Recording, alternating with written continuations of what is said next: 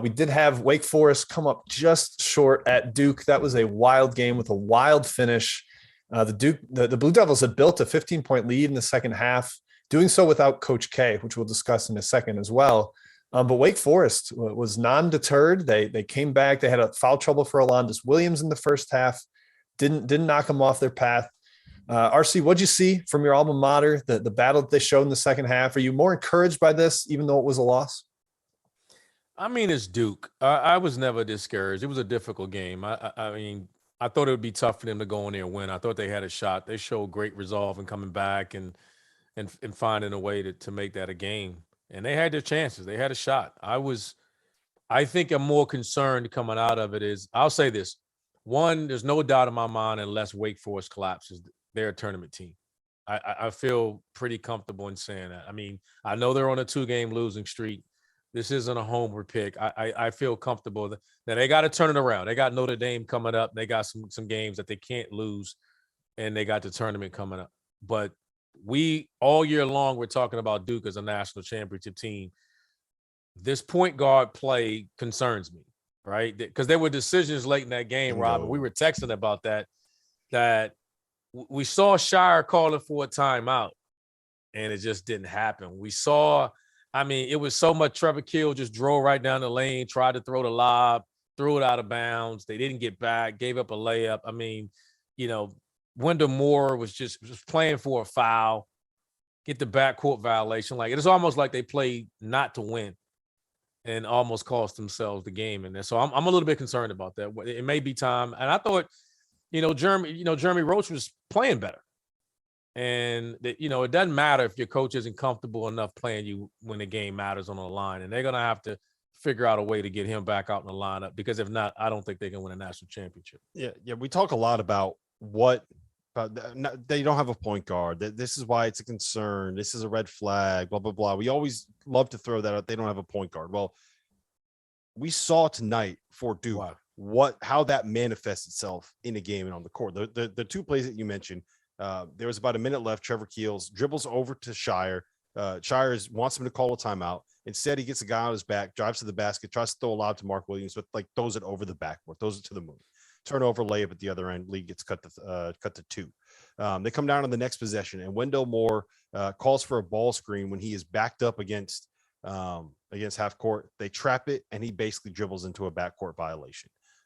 And those two plays would not happen if you have a good to great point guard on your roster to be able to settle things down and run things. And that right there is the biggest concern with Duke, because it's going to be mistakes like that. We saw them blow the lead against Wake Forest. We saw them blow the lead at Ohio State, and they lost that game. I think they were up late against Miami, right? I think they were up 6 to 8 late in that game against Miami, and they ended up blowing that lead as well. That right there is the issue with them. It's not just the fact that they're young. It's the fact that they're young and they don't have someone that can settle things down when they need to have things settled down.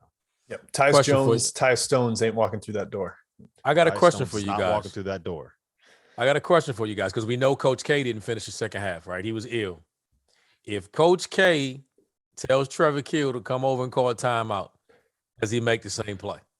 Yeah, I don't think he's turning down Coach K. I don't think he's saying no to that offer. Because that says something, right? I mean, we're watching on TV. We all see it.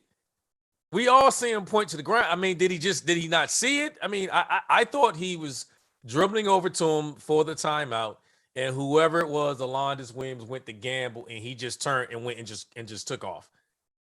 Like that. That's exactly what happened. Yep. But that says something. Like, that is, I know that's youth, and I'm, and nobody's gonna make it. That resonates. Like, a coach calls timeout, and you come behind and do that.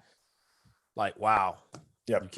Let's hit this more on the other side of a break. Let's take a quick break right now. We'll talk more Duke. We'll talk more Wake Forest and more bubble games, but let's take a break now. All right. Welcome back into the Field of 68's After Dark. We are live on Sirius XM Channel 84, ESPNU. We are also live on YouTube. We are live on Twitter. Be sure to check that out as well. I'm Jim Root, your host tonight. I'm joined by Rob Douster and Randolph Childress. And just before the break, we were getting into Duke. We were getting into Wake Forest. Now, Duke played that second half without Coach K. He did not come out for the second half. It sounds like it was just a not feeling well situation. Shire and Chris Carrawell seemed to indicate that he was feeling all right. Rob, do you have any concerns about that going forward? Do you think this was a good thing for Duke, maybe to get some time without him, another head coaching experience for Shire? How do you feel about this, spinning this going forward? I mean, I think it's just a sign of why when you get into kind of your late 70s, it's not a bad idea to not have to deal with the high stress environment of coaching a college basketball team.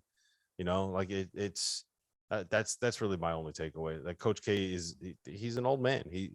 And there's going to be times where he's not feeling well. So I'm glad that he's comfortable enough that he's able to turn the reins over to John Shire. And I don't think it's the worst thing to kind of throw Shire into the fire a little bit and let him see if he can kind of figure it out. And, you know, he almost flew the game, and that would not have been great. But again, my biggest concern with this Duke team is the point guard play. They just don't have. I don't know what you do. What do you do at this point, RC?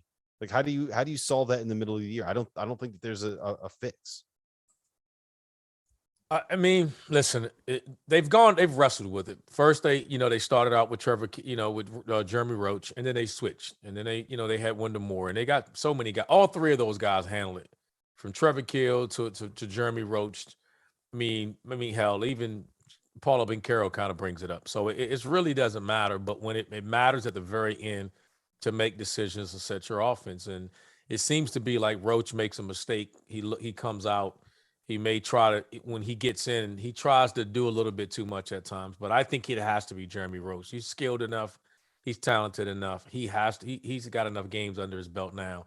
If he's not going to be him, then I don't think they can cut down the nets.